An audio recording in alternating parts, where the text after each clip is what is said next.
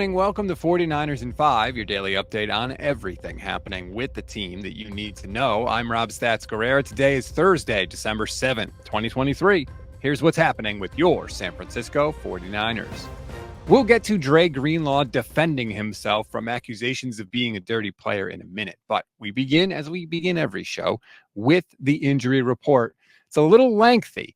Eric Armstead has knee and foot problems. Kyle Shanahan didn't officially rule him out, but did say it's unlikely that he goes Sunday against the Seahawks. Elijah Mitchell is sore from the game. He's got a knee. Apparently those 4 carries he got really banged him up. Ross Dwelly, we know, already has an ankle problem. Spencer Burford did not practice with a knee. And Darrell Luter is already out. He has a hamstring. Obviously, he did not practice either. Good news, Ray McLeod was limited, so hopefully he is trending towards coming back against the Seahawks, although I don't think anybody minded seeing Deebo Samuel back there on the kickoffs. Punt returns was a little scary, but hopefully Ray will be back.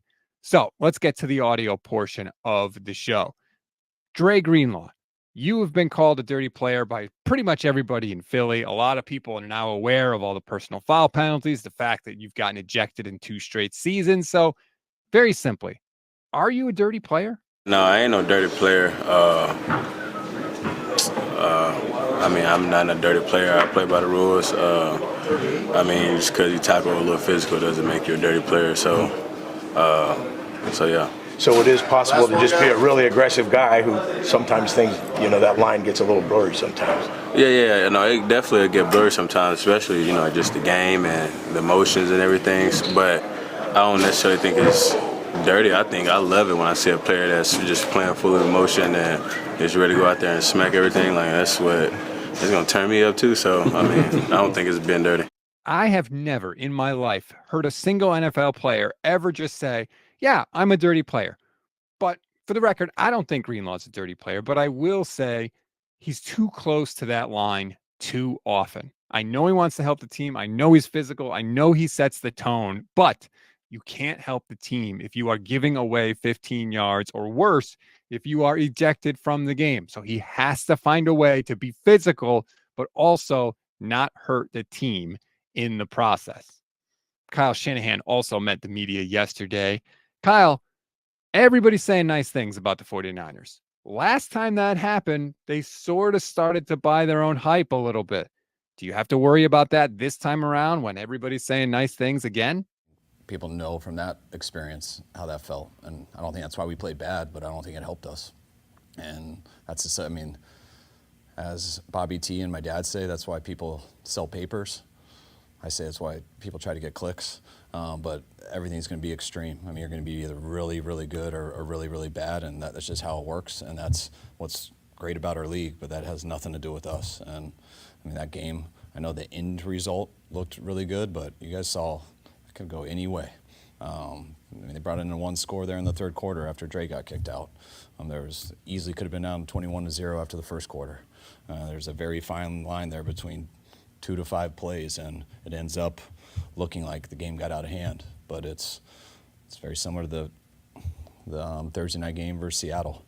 That was a close game. Luckily, our defense stayed strong there in that third quarter rally. But that was right there, and just a couple plays, and then it doesn't look close, but they're always close. Nick Bosa admitted that the team was feeling themselves a little bit last time things were this good. Now, Fred Warner said they learned their lesson, so hopefully they have, but we're going to find out, obviously, with the Seahawks on Sunday, the Cardinals, and, of course, the Ravens on Christmas Day. Apparently, we just play bird teams. I don't get it.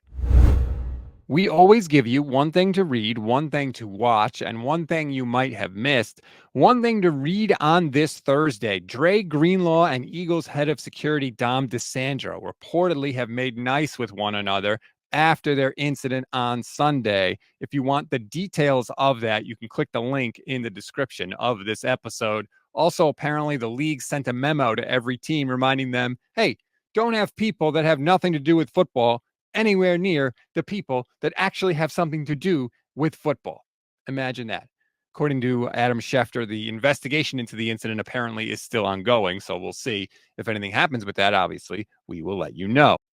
Earlier this week, I sat down with Steve Rabel. He is the radio voice of the Seahawks. He took us inside what's been going on with Seattle this season and why they kind of seem to struggle a little bit. And he also told a great behind-the-scenes John Lynch story about a possible return to television. You are definitely going to want to watch it. It is on our YouTube channel now. I will put a link to it in the description of the episode. It'll drop as an audio podcast later in the week, but if you want to watch it, please go and check it out there. One thing you may have missed, the Pro Bowl voting is underway.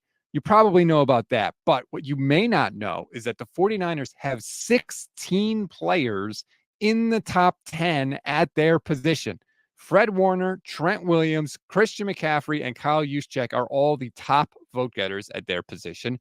George Kittle is second at his position. I wonder why. Nick Bosa and Tabor Pepper are third.